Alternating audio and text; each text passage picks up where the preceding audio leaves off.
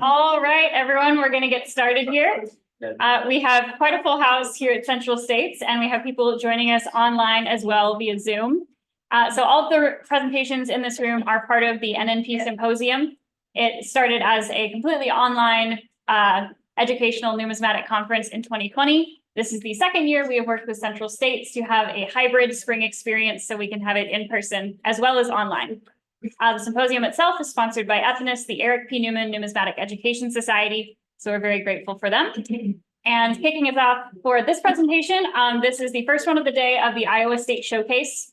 This is a new program that Central States is doing, highlighting one of their member states each year, beginning with Iowa. So we have Jesse Goplen joining us. He is the president of Elkader Auction House. And so we will be hearing about anti-Semitic Notgeld and Weimar antisemitism. So just as a heads up, we will be dealing with some potentially controversial or upsetting materials. Just want everyone to be aware, you know your own limits. So that's all I've got. Jesse, I will turn it over to you.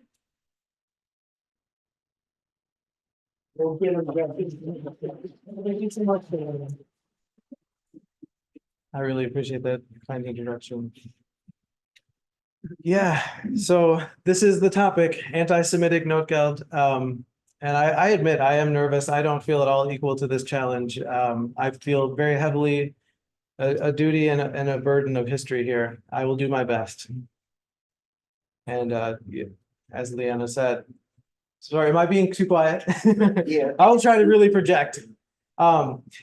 This is very graphic material. I don't think it gets much worse or any worse than this. This is probably I can't even imagine how it could be worse than some of the stuff we're going to see. So fair warning. I mean, this is very disturbing material, and I believe stuff that directly led to the Holocaust, as you're going to see. And I do have, I believe, proof of that. I'll try to do my best here. I'm really grateful to three people. Mitch, Ernst, thank you so much for everything you've done. This is an amazing show.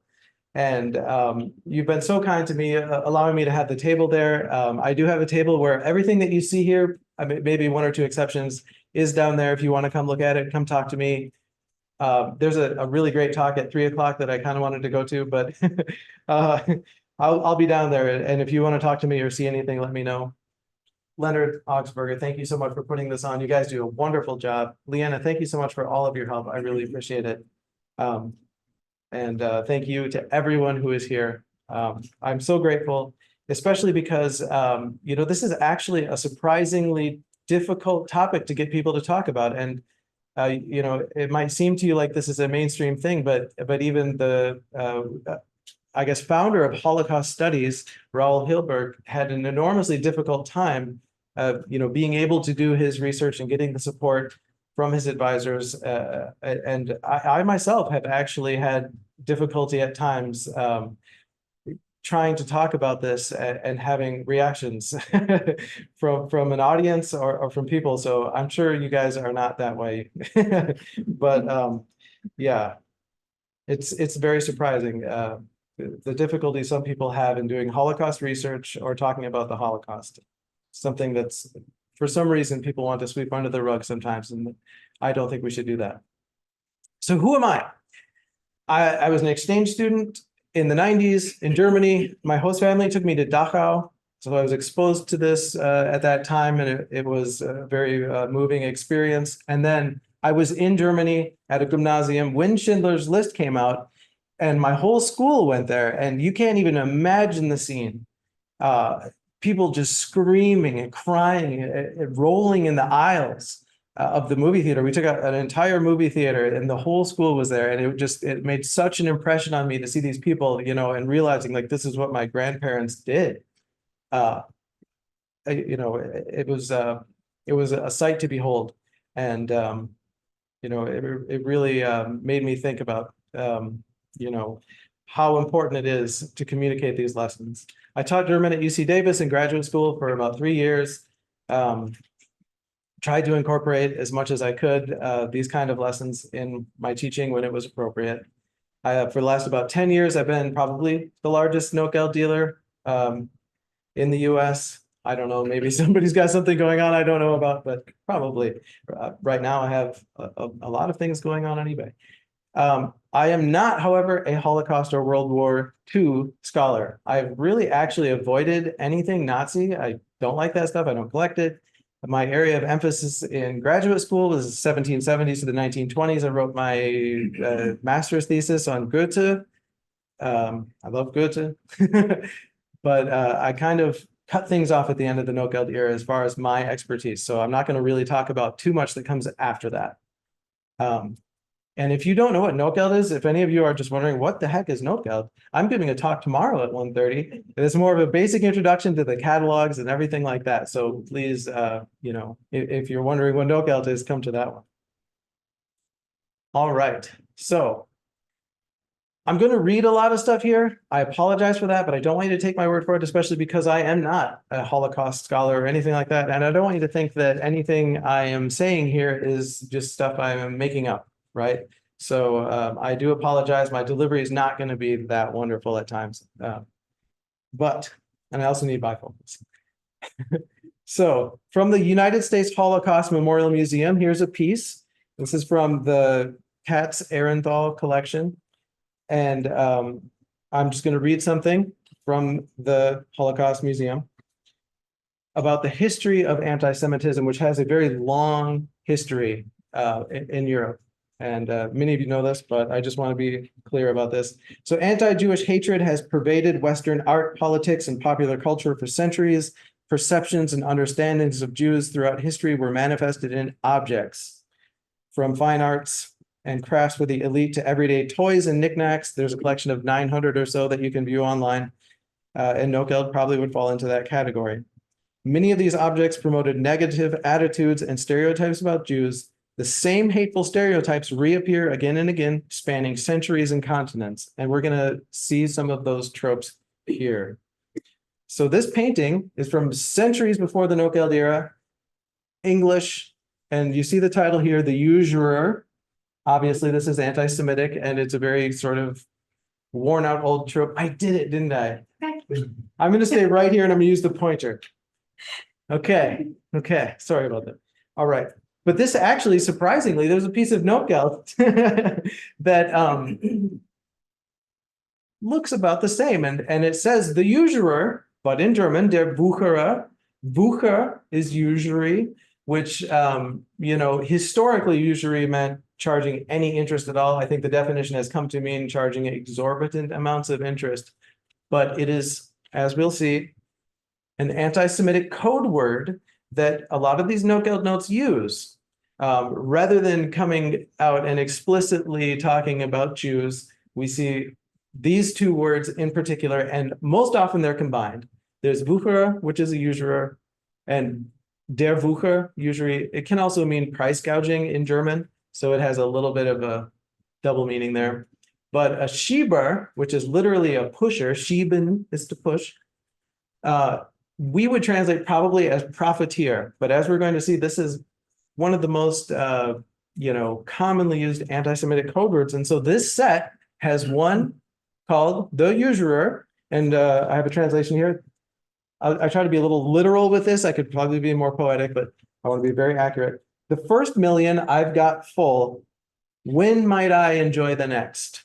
And that's, you know, very thick dialect there, very phonetically spelled. This is not High German, so if you don't understand that, it's, you know, not your fault.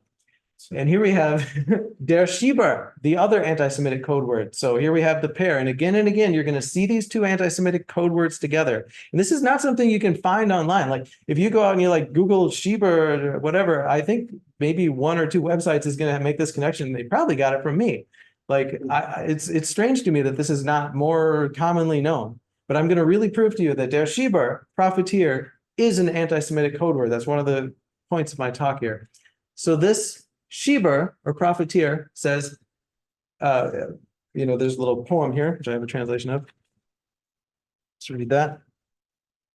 Once just a houseboy or manservant, most likely with an apron and a broom, he lives today grandly and contented. That comes from a lot of schieben, or profiteering. And there's not a lot to indicate the anti-Semitic nature of this note. However, I should point out that House Connect, that profession was one of the professions that was commonly associated with Jewish people in the history of Germany. So there is a little bit of that there, I think, by saying that. And so I'm gonna move on here to this one. Unfortunately, these are gonna basically get progressively worse as we go. So this one is a little more obviously anti-Semitic, unfortunately. And here we have a Kramer. I don't know if any of you are familiar with the term Kramer, but Kram in German means junk, and a Kramer would be like a junk dealer or a Kleinhändler, a small-time dealer of used goods. And this, another sort of stereotype. And so this one is from the city of Beverungen, and I do have a translation of that. Let's see. Where did I go with this? Oh, yes. Oops. Why not?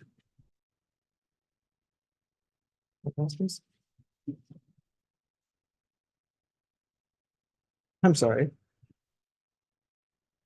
Oh, yeah. Okay, I'm sorry. In the fall came a merchant offering his goods to a woman. He had brought pots of every kind, also those for the night, which would be chamber pots. Yes. And indignantly, the woman cried, "Go away, that pot is too big for such a purpose." But Dovid, as you can see here, oops, I keep doing it. Dovid, right there. This is another, I guess, element of the stereotype, putting that in quotes. Said, "It is the right one, the right type of pot, because the nights are getting longer now." So, and just talking a little bit about these professions, I have here a quote. Let's see, from the U.S. Holocaust Memorial Museum's Holocaust Encyclopedia. So I just want to talk a little bit about the professions. So since the Catholic and Orthodox churches banned usury, lending money at interest, and generally looked down upon business practices in general as immoral, Jews came to fulfill the vital but unpopular role of moneylenders to the Christian majority. On the other hand, Central and East European rulers forbade the Jewish settlers from owning land, from serving as officers in the military, and from holding positions in state service unless they converted to Christianity. Jews who still endured the above restrictions hence did not become associated in the popular mind with the most noble professions of early modern Central and Eastern Europe: landed aristocracy, military service, and state service. And the guilds, as Central and East European guilds increasingly denied membership to Jewish handicraftsmen unless they converted, Jews were increasingly forced out of small-scale manufacturing. Among the stereotypes that were developed or reinforced by these special permissions and restrictions on the Jews were that, number one, this is from the Holocaust Encyclopedia. These are the stereotypes that we're seeing here. Number one, Jews did not work hard or produce goods with their hands. Jews chose to work with money and to trade in goods that they did not produce because of their skills, their greed, and their desire to manipulate and cheat Christians. Jews were cowards in a fair fight and avoided military service. That did not happen in World War I, by the way. Jews preferred meaningless study and frivolous entertainment to hard creative work. And finally, Jews were insincere and potentially disloyal in that they converted to Christianity to obtain material benefits. So here we have more or less the same stereotype again and again. We have the Dovid name and the very anti-Semitic artwork there. And so this is a depiction of essentially a Redewendung, an expression, which in German is to shave someone over the spoon. And what this means is like to rip somebody off, basically, right? And this, because I guess when older gentlemen had lost a lot of teeth, an inexperienced barber would sometimes put a spoon in the person's mouth and push out their cheeks so that they'd be able to shave that cheek or whatever. And it just came to mean like someone doing a poor job for the money kind of a thing or whatever, or ripping you off. So this is like kind of like the tables have been turned kind of a thing because, well, he's a Jew. He must rip people off, right? Okay, so this one says, from the good old times, that's the thing here at the top. Oh, David, what has happened to you? You're only half shaved? No, it's really not funny. You can't do business today. Yes, this time it has happened to you. You've been shaved over the spoon. And actually, this little Geschäftchen machen right here, that I've translated as you can't do business, but it could also be you can't make a profit today. And I think that might actually be a phrase that's referring to kind of more of a Yiddish expression, because I did find that in the Brothers Grimm dictionary from the 1800s, beautiful 33-volume dictionary that you can search online if you're interested in older forms of German. The university in Trier has digitized this, and it has like a concordance with the entire like set of Indo-Germanic languages. And I did see Geschäftchen in there. And it was Geschäftchen machen was to make a profit more than to do business, or to make a little profit perhaps, since Shin was like the diminutive, like makes it smaller. So these are very sort of traditional stereotypes, right? The same ones we've seen for centuries, but it got worse in Weimar, Germany.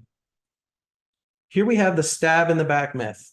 Does anyone know what the stab in the back myth is? Few people? Okay, I will go ahead. So let me I think I have an explanation right here. Going beyond the traditional anti-Semitic stereotypes, Hitler and much of the press blamed an international Jewish conspiracy for the loss of World War I, the loss of Germany's empire, the onerous terms of the Treaty of Versailles, and Weimar hyperinflation. The Jew became the incarnation of all evil. That's a quote from the Holocaust Museum again. And through this propaganda, many Germans came to see themselves as the collective victims of a collective enemy. So I have another quote here. And this is from the Anne Frank house. And this explains it very well. I don't want you to take my words for the stab in the back legend. So in 1919, a parliamentary committee in Germany interrogated Paul von Hindenburg. Does everyone know who Paul von Hindenburg is? Yeah. Yeah, he's the one who appointed German chancellor. Appointed Hitler the German chancellor. And so there were two people primarily responsible for running Germany, really, in World War I, the two generals, Ludendorff and Hindenburg. And yeah, so the parliamentary committee was interrogating von Hindenburg on the reasons why Germany had lost the First World War. According to von Hindenburg, Germany had lost because the new German government had not supported him and had started peace negotiations. Moreover, the German army had been weakened by the revolutionary atmosphere in the army and at home. Hindenburg quoted an English general who had allegedly said, "The German army has been stabbed in the back." Hindenburg's quotation refers to the stab in the back myth. According to this conspiracy theory, the German army had not been defeated on the battlefield, but because social democratic politicians had signed the truce in order to take control. In reality, the army command had made mistakes. So these generals who are propagating this myth that the army was stabbed in the back, they were the ones responsible for losing the war. But what they did is they forced the Kaiser to abdicate, right? On November 9th, the Kaiser abdicated, and then 2 days later, the armistice was signed, right? And so the people who had been agitating against the war, the pacifists, many of whom had, like left-wing leanings or whatever, they were put in control so that they could be blamed in a very orchestrated campaign for losing the war, because the German general staff, they controlled the media, and they had this all planned out. And I think that's part of why everything is so orchestrated with the Notgeld as well. This is a very orchestrated kind of a thing. And you're going to see again and again the same things. And this here is Scheidemann, the chancellor in Weimar, Germany, stabbing the soldiers in the back. So, slanderous propaganda, this is continuing from the Anne Frank house. Slanderous propaganda such as the stab in the back myth contributed to anti-Semitism and hatred of the social democratic government. In 1921, members of a Freikorps, they were the sort of illegal soldiers units that were formed despite being outlawed under the Treaty of Versailles, members of a Freikorps murdered politician Matthias Erzberger, who had signed the armistice in 1918. Several Jewish and social democratic politicians were to fall victim to right-wing extremist assassinations in the years that followed. So that's the end of the quote there. But we might say that these victims were, in a way, the first victims of the Holocaust. That's why the symbolism today of Germany using the Schwarz-Rot-Gold, the colors of Weimar Germany, is so meaningful, right? Because it honors the memory of those who gave their lives to build Germany's first democratic republic in spite of the forces working against them. And if you look at a lot of Notgeld, they don't use those colors. They're monarchist. They use the black, red, and white, or black, white, and red. And you know, the Weimar Republic was set up to fail and set up to be hated. It was designed to be something that was despised. And so these people were referred to as the November criminals, November Verbrechen, because they ended the war. And this became just something that was everywhere in the press. It was hammered again and again. And it was something like that you had to accept, you couldn't deny, you know, in polite society. There was a great deal of pressure to accept this understanding of what had happened. Is that not forwarding?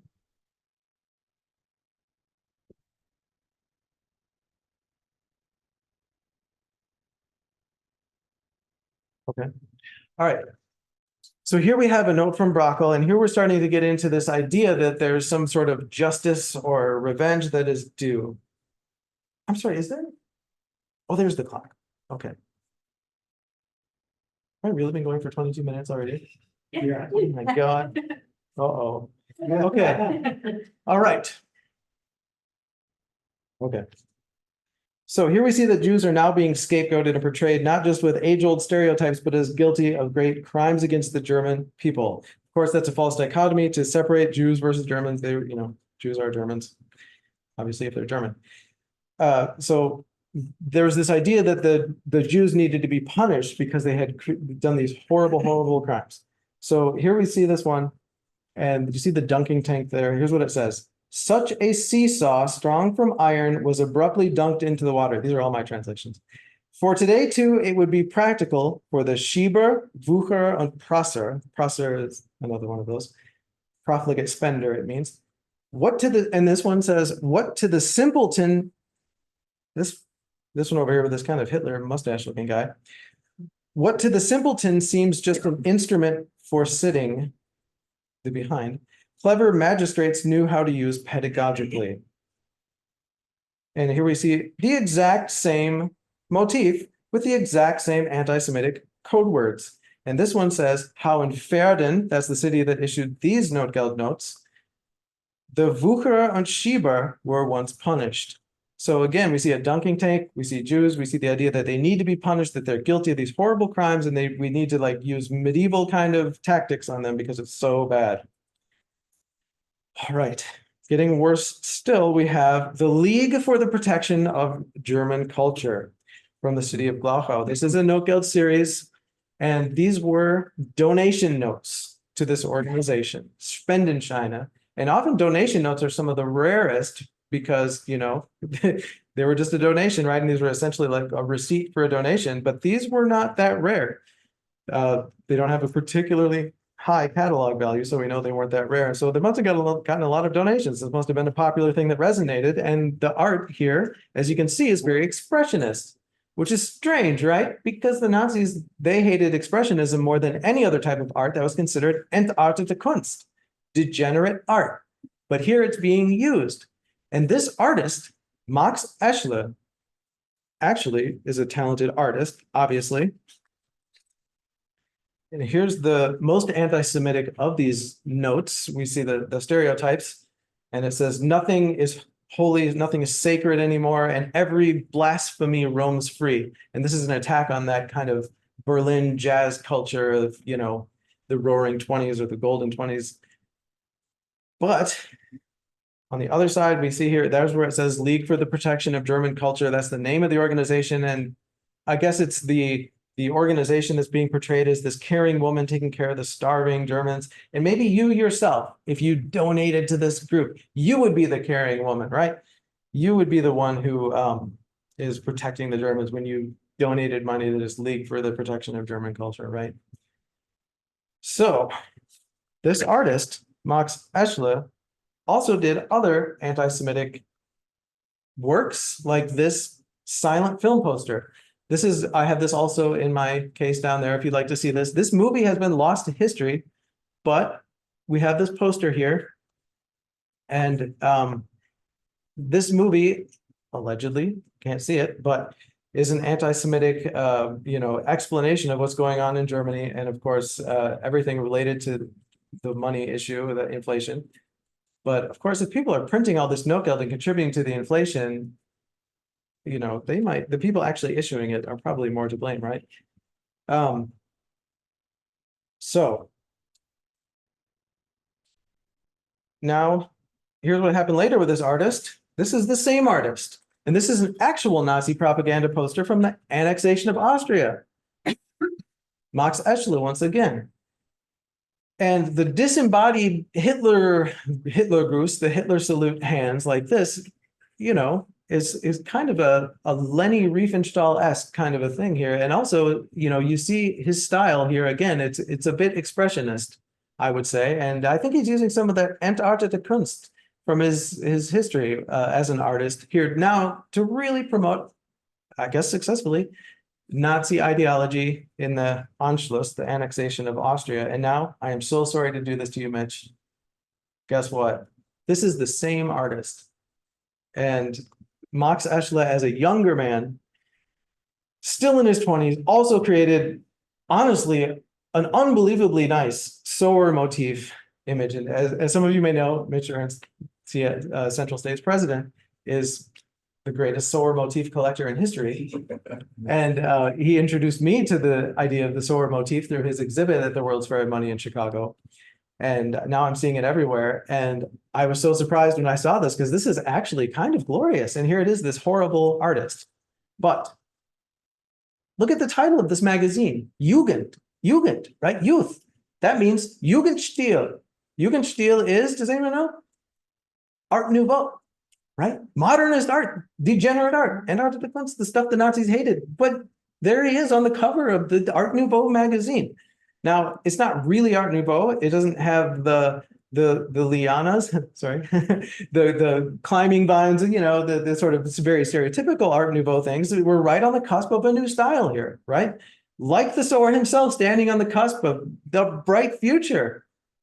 I mean, it's a really good Sower motif, right? And it's not anti-Semitic at all. In fact, it embodies the kind of resilient spirit that makes one wonder what could have come of this talented and promising young artist if only he hadn't succumbed to the anti-Semitic propaganda of his time. And in that sense, I think seeing this great work of the younger man is the most important lesson of all. This is why we must always guard ourselves against going along with the crowd when it comes to going down this road of anti-Semitism. This is why it is so important to teach this most important lesson of history so that none of our youths who hold so much genius and promise, who can do so much good in the world and inspire others to do the same, can instead be corrupted and their life's work turned to hate. Because they will recognize and reject the anti-Semitic propaganda when they understand where it leads, but only if we can reach them with the simple truth. Unfortunately, it gets worse still. Some anti-Semitic Notgeld called not only for the punishment of Jews by bringing back medieval methods, but for their execution. This is where it really gets bad. These notes appear to be some of the very first, most prominent, most public, and most influential calls for the extermination of the Jewish people. This one reads, this breed, brute is the word here, breed. I translated this, you can check it. Brute means breed. This breed you are familiar with, my dear. They are Wucherer und Schieber. Again, we see those two code words together, usurer and profiteer.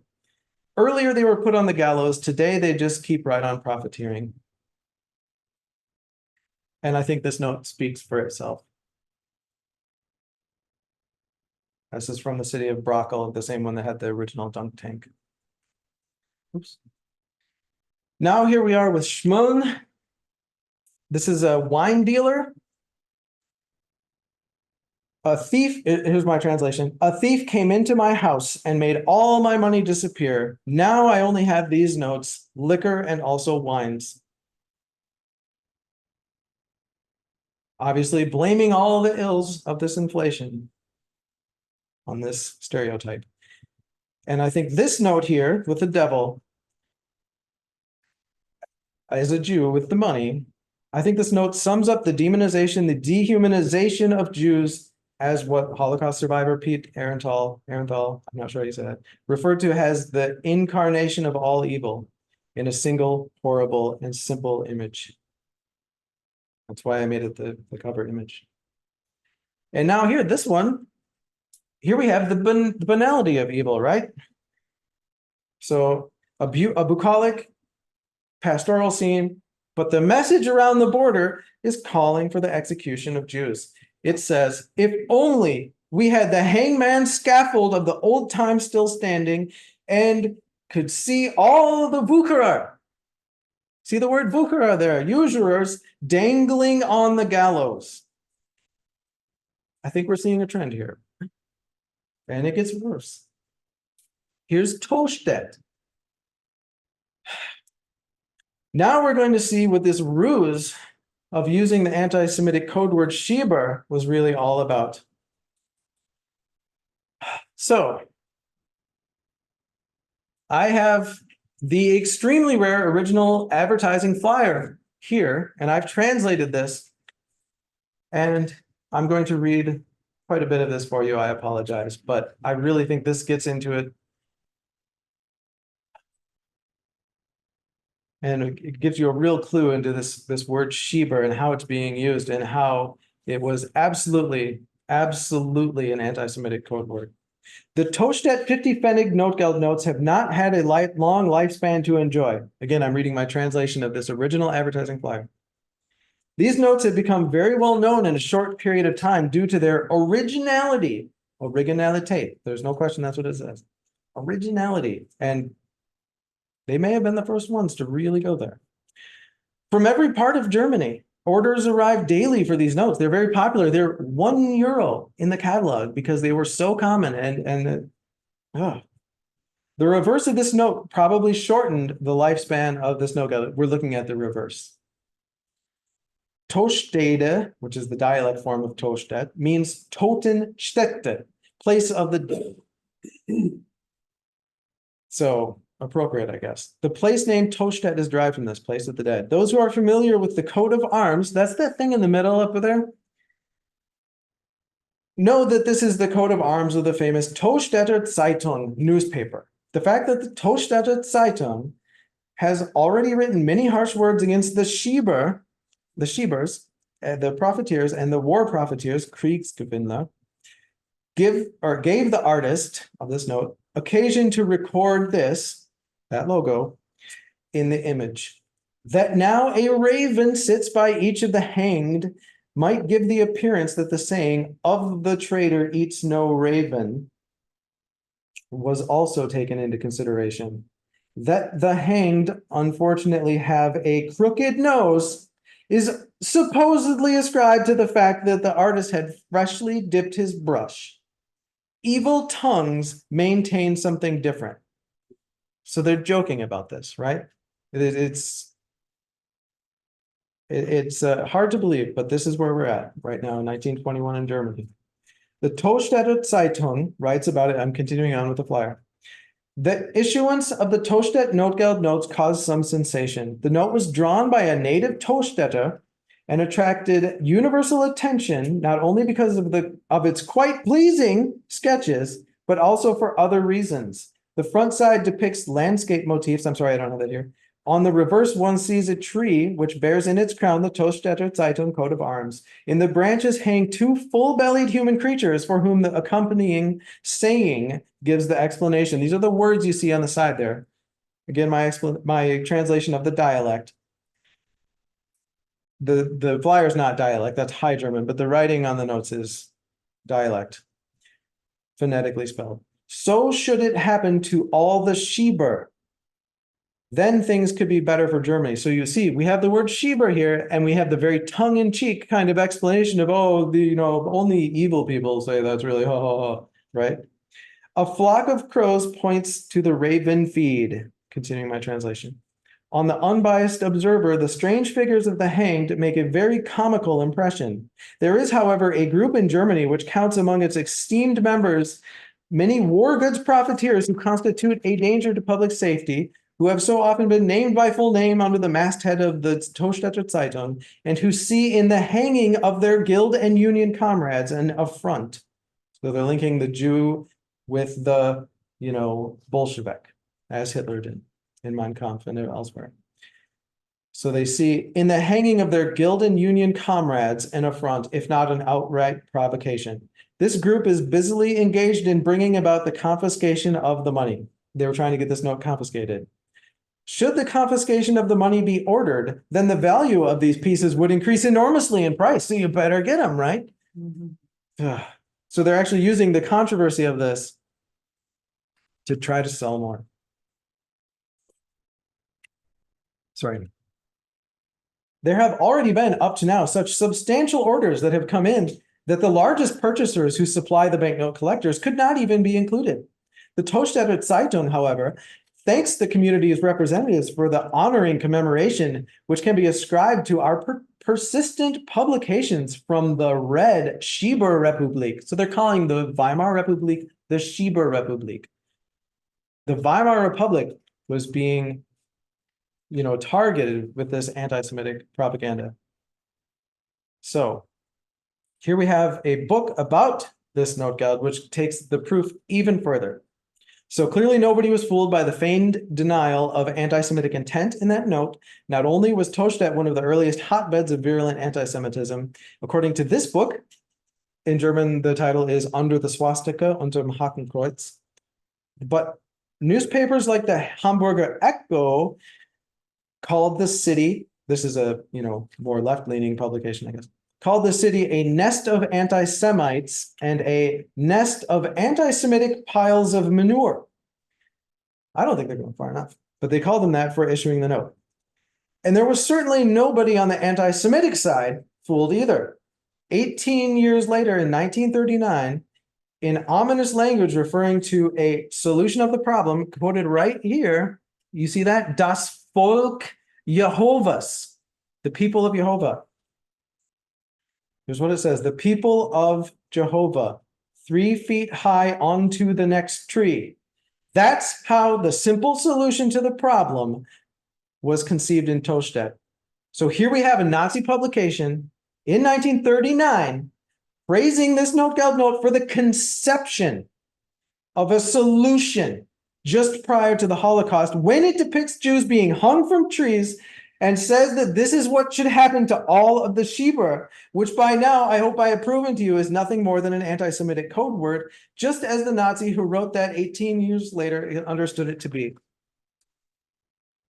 And it might even get worse. I don't know. So here we have the blood libel series from Sternberg. And this blood libel, is anyone familiar with the idea of the blood libel? Okay, so there are many variations of this. I've been listening to a lot of lectures on the blood libel in the past few days to acquaint myself with this, and I'm just amazed. It happened in so many countries. Oh my God. So a widespread myth in many countries, many variations involving some sort of religious use of blood, which actually goes against Judaism. For example, in Deuteronomy chapter 12, it says, "Be sure you do not eat the blood, because the blood is the life, and you must not eat the life with the meat." I would say that this is the most explicitly anti-Semitic Notgeld sets. There's no code words here, right? This depicts the false narrative of the desecration of the host, concocted by the priest here, pictured in the first note.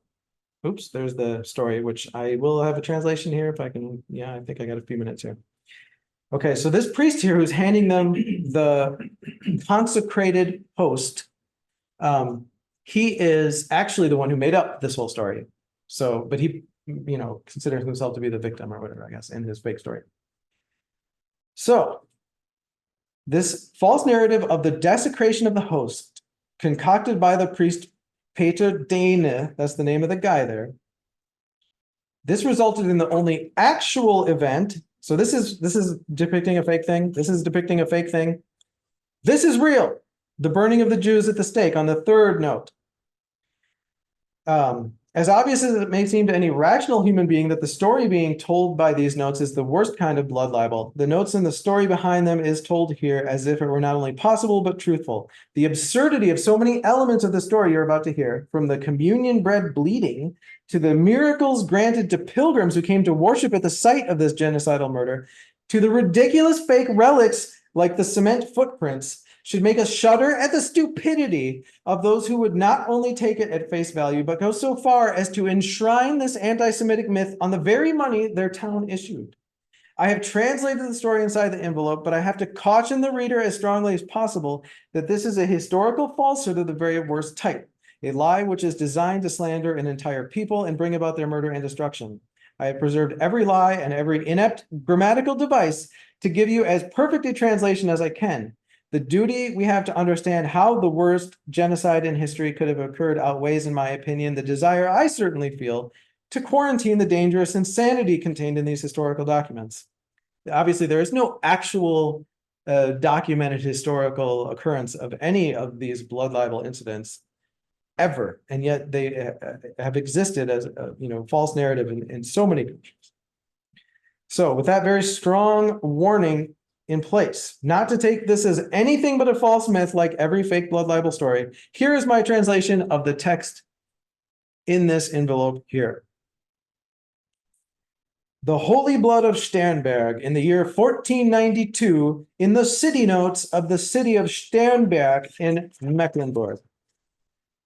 In between the green pastures and blue lakes, lush meadows and billowing grain fields lies the old, ancient Sternberg until the revolution of 1918. So that was what they called this. A lot of notes that hate the Weimar Republic refer to it as a revolution, right?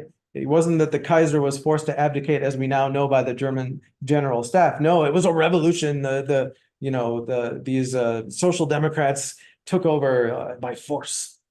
So until the revolution of 1918, the seat of the Mecklenburg State Parliament. No wanderer who roams the quaint Mecklenburg lake landscapes goes past this little city without making a stop. Already from a distance, so this is like a travel brochure here in this anti-Semitic side.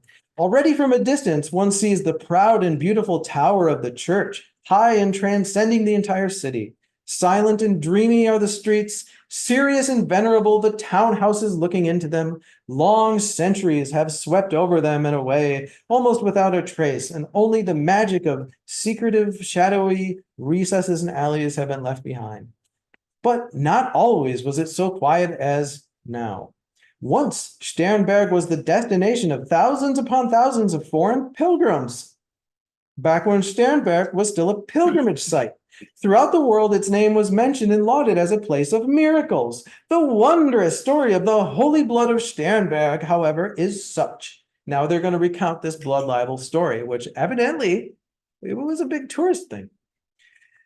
The priest, Peter Dane, was a poor fellow, and he had pawned his iron kettle to the Jew Eleazar in his pennilessness. The latter longed to obtain for himself the God of the Christians in the form of the consecrated hosts, the communion bread, right? And therefore to carry out a sacrilegious deed. Eleazar had interested the Jews in a whole line of Mecklenburg cities in his devilish plan. So there's this conspiracy. And had gotten money from them to acquire the hosts. Now the aforementioned Peter Dane was approached and he was promised the immediate return of his kettle, and additionally a sum of money were he to provide them with the sacrament. In his poverty, Peter Dane agreed to the evil bargain, and on July 10th, 1492, he brought Eleazar 2 consecrated hosts, which he had wrapped in a silk altar cloth. 2 hosts were also obtained from Penzlin. The wedding day of Eleazar's daughter, July 20th, 1492, was to be glorified by the frivolous game with the mockery of the Christian God. The invited guests hurried in from all sides. At 8 o'clock in the morning of the wedding day, they gathered in the bower of the house, and 5 men began to work on the Sternberg host with nails. Let's look at that. The same thing happened with knives in the evening with the other host. So they're stabbing this communion bread. And oh wonder, Both times a stream of blood flowed from the stab wounds. The news of this went quickly through all the Jewish communities of the land and brought them joy and satisfaction. The perpetrators themselves, however, became afraid and apprehensive when faced with the flowing blood. Eleazar himself fled and took 2 of the hosts with him. His wife stored 2 of the others away safely, but she wants to be rid of the unearthly guest and brings them back covered in the cloth to the priest with the words, "There you have your God." The priest buried the hosts on the yard of the royal palace, where he was located at the time, and astonishingly, it was impossible for him to remove the hosts from the grounds, except soon they were found there. And the whole heinous crime came to light. Through criminal interrogation and testimony compelled through torture, the entire circumstances of the case were ascertained in the presence of both Dukes of Mecklenburg. And on October 24th, 1492, 25 Jews and 2 Jewesses suffered burning at the stake on the Judenberg, named after the event. The priest's punishment befell him on March 13th, 1493. I guess we're giving away the host. I don't know. From the Jewish side, a ban was attached to Mecklenburg, so such that for almost 2 centuries, no Jew was again seen in the land of Mecklenburg. Royal honors were bestowed, and actually that's interesting because that's one of the reasons there are so many Jewish people or were, in Poland and Russia. And that's because of things like this in Germany. Many of them actually fled Germany. Royal honors were bestowed upon the hosts, and they were shown to new crowds of pilgrims who streamed in daily. Miracles of all kinds occurred, and Sternberg was mentioned throughout the whole world. This envelope's still going on, I'm sorry. So goes the story. The arrival of the Reformation some decades later put an end to the veneration of the Holy Blood, thank God. The symbols of this wondrous story, the Church of Sternberg, gray with age, the Blood Chapel, they have something called the Blood Chapel, Blutskapelle, the table on which the hosts were martyred, that's on image 2 here, survived to the present day. I don't know about today, this was 1921. Just as there is a stone immured in the south portal of the church in which the footprints of the wife of Eleazar can be seen, the stone is said to have become soft when the Jewess attempted to throw the hosts into the water. The view of the city in 1492 is given to us by the reverse of this series. And then there is another Notgeld series that shows it as well. In the long centuries, almost nothing has changed. So there's one more, and this one will be very fast, I promise. This one was not actually very popular. This one's very rare and therefore has a high catalog value. This is the Elders of Zion series. There's not much to it.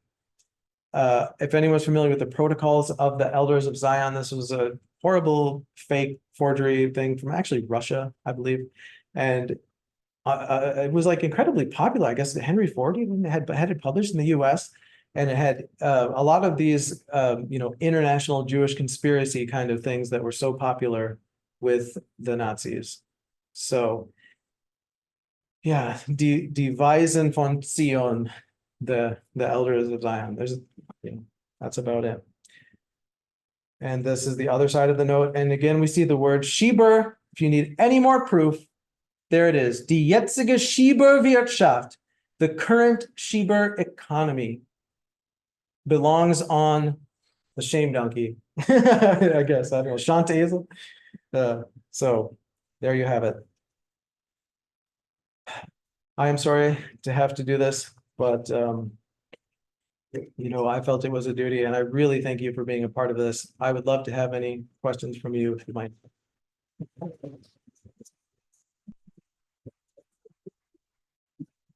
All right, so we're taking questions from both in the room and online. Gonna take that down. There we go. Okay, we have a hand up in the room, so we're gonna start there. Yes? Hi, Thanks again.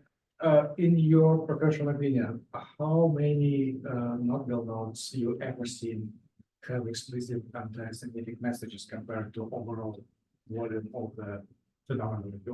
That's an excellent question. Thank you. I probably should have mentioned it. Okay, so And I'm giving a talk tomorrow on just Notgeld in general. And so I just, this is a very kind of advanced thing. And we jumped right into like the deep end here. But there are about maybe 8 or 10 different kinds of Notgeld, and they kind of overlap. That's why I don't really, know for sure. And I believe all of them are one single kind. Those are the series notes, which are actually the most colorful and collectible of the notes that were mostly 1921. They came in sets usually. And even of those, I don't think it's over 1%. So it is actually a very small amount. Unfortunately, I don't know if there are any positive depictions other than one that I can think of, and that was of Jewish culture in Germany, because I was hoping to find the other side more, and imagine, maybe that a different future could have arisen or something. But the only one I know of for sure that is, displaying Jewish pride, there might be others, is Norderney. Norderney is a resort area on the North Sea. So many famous Jews like Heinrich Heine or Kafka stayed there, and unfortunately, many of the residents of that town perished in the Holocaust.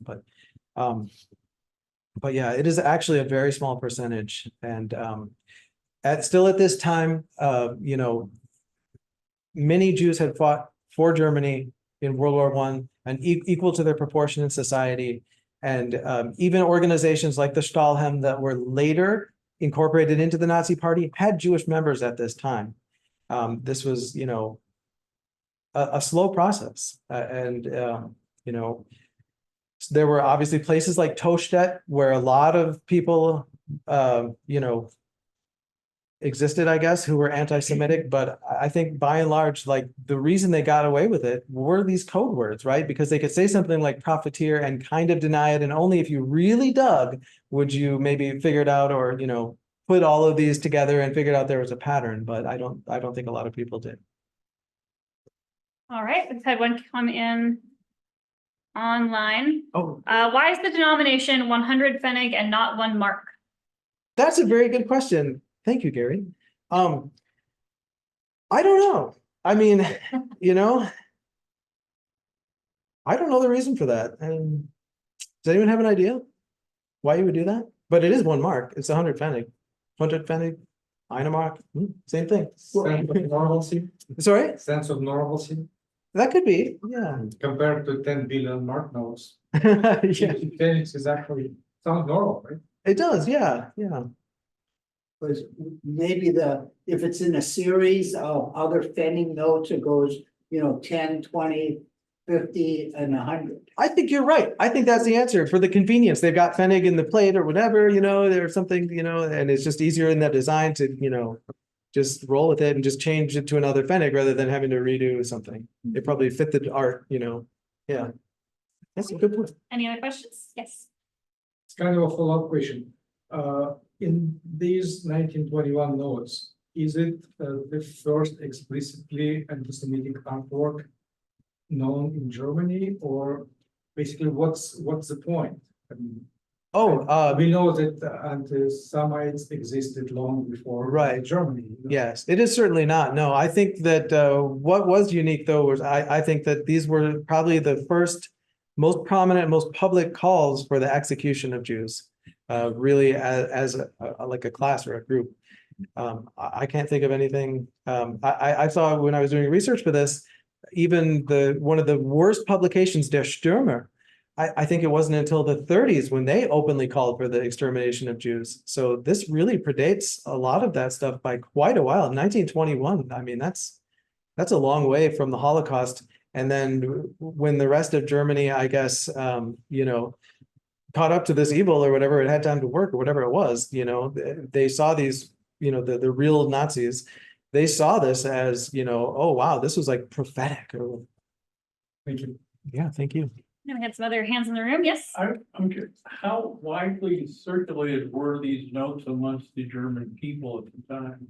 Well, according to that advertising flyer, it was very popular. They couldn't even keep up with the demand. And again, if you look in the catalogs, like the blood libel note, the hanging Jews note, the very worst ones, I believe, those are both €1 still in the catalogs because they are everywhere. And I've bought so many Notgeld collections, and I have so many of those because I mean, it's, and And I don't know what to do with it. It's like, I don't want to sell it on eBay, because on eBay, if you confront the lies and I put my translations in and I talk about how terrible it is, then they take it down. But if you just like let it rip, Yeah. then it's fine, right? And so I've done different things where, like, one time I figured, well, I'll make it a charity thing and I'll just give the money to the Holocaust Museum and I'll put one up there. And that way, if someone, because I would refuse to sell it if someone supported this, but I want to make it available to researchers and people who want to understand how the Holocaust could happen. But yeah, if someone actually was a Nazi, I would say, no, I'm not selling you that. And but yeah, I mean, I've kind of given up on selling it myself. And I just keep getting more of it. Yeah. So these various notes were actually something that was being sold, right? Right. They were actually being sold to the public. Yes. And so, They're designed for a collector's market. Yes. so they were actually utilizing anti-Semitism as a marketing device. You've got it.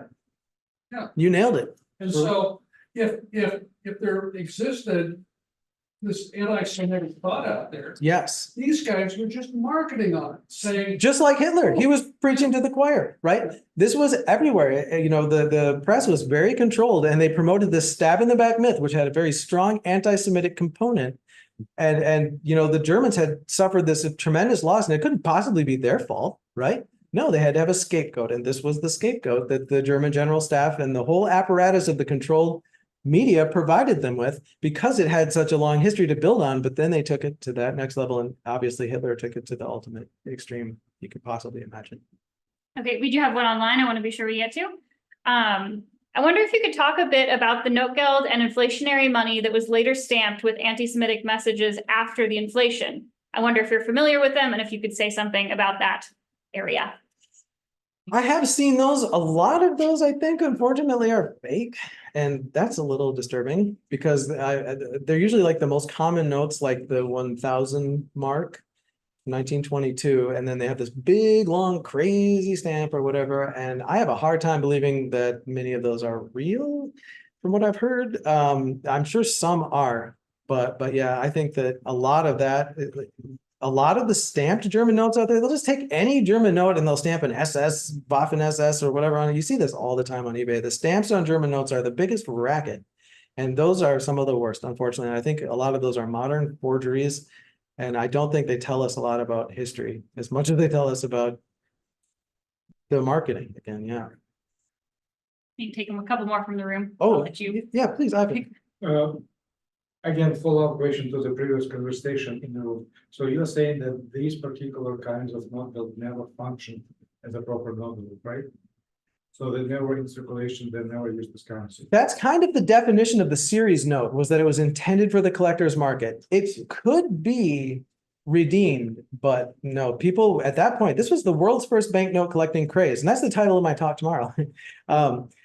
And the series Notgeld specifically was differentiated from what are called Verkehrsausgaben, or circulating issues, in that the Verkehrsausgaben circulated, they were intended for use actually in circulation as small change notes, whereas the series notes where they did not want them to circulate, and they used all kinds of means to prevent the circulation. Sometimes they would have an expiration date and they would only issue the notes after that date. or something like that, I mean, it was very tricky. So it was not that it wasn't money, but it was, they did everything they could to make sure nobody redeemed it, and it was pure profit. So these were put out or printed by private individuals instead of cities. Oh, most of them were cities, some were private individuals, but those are rare. Some were companies. Okay. Yeah. Were the Austrian notes that are not Guild, are they anti-Semitic too? There are a few. Or are they less angry? I think less so, although there is a set from Austria that's like the Antisemitism. They call themselves anti-Semites, like the Association of Anti-Semites. And then there's some ones where it's kind of unclear. There's one that depicts the Krampus. You guys know the Krampus? The Christmas Krampus? They have like the evil evil creature with, the whips and chains, and there's one where he's coming for someone who, it might be an anti-Semitic figure, but it might just be a rich person. It's hard to, when you make those kind of accusations against someone, like you're an anti-Semite, you want to be sure, I feel like, so I don't want to say for sure, but some people have said that it is, but I don't think there is actually as much. Any other questions? Okay, I don't see any hands in the room. Was there any anti-Semitic depictions on Notgeld coinage? That's a good question. I am such a paper money guy that I don't know for sure. I know there are some, crazy racist medals out there, but I can't think of any that I know of, but that doesn't mean there aren't any. I apologize for my lack. I can't even grade coins, and here I am speaking at a coin shop. Okay, then for now, that's the last one that we have online. Are there any others in the room? What time is your talk tomorrow? Oh, that's a great question. It is at 1:30 in this room? Yes. Yeah. Same place. Same place, Same same time. time. Awesome. Thank you. Okay, then I think we're going to wrap it up there. Thank you so much for taking the time to speak with us.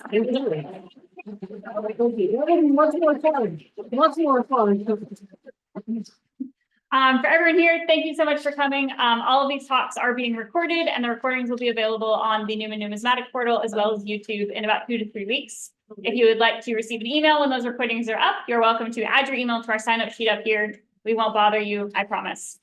Otherwise, we'll be starting our next talk at 3 o'clock. We've got George Kuhey talking about some items from the Higgins Museum here in Iowa. So thank you all so much. Hope to see you back at 3. Thank you.